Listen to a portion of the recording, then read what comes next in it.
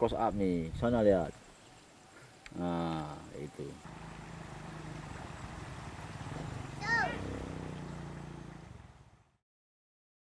Kampung Pasir Sentosa merupakan salah satu desa pedalaman di Kecamatan Simpang Keramat, Kabupaten Aceh Utara. Potret kehidupan masyarakatnya rata-rata sebagai petani dan pekebun. Dari 190 kepala keluarga yang ada, 98% diantaranya adalah berprofesi sebagai petani jagung.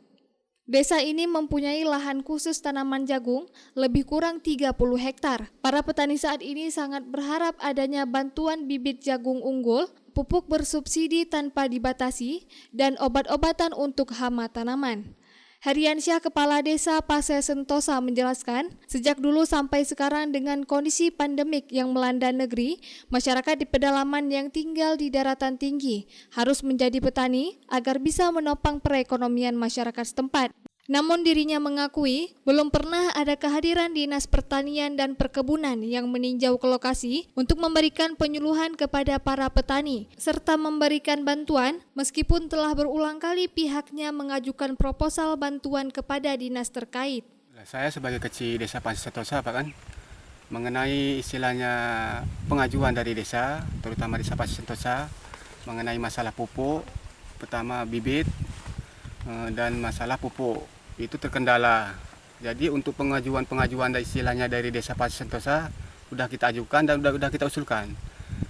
Istilahnya belum ada respon dari dinas-dinas terkait. Karena istilahnya mungkin kendala pertama masalah jalan. Dan setelah itu masalah jagung ini itu tidak memadai bagi masyarakat untuk hasil Pak kan. Karena hasil tersebut diambil sama calo ataupun agen. Jadi harga tidak sesuai apa yang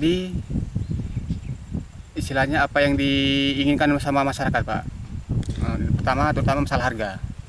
Untuk akses jalan itu bisa Pak, sangat penting sekali karena dari jalan itu mungkin harga istilahnya turun Pak bagi petani kan.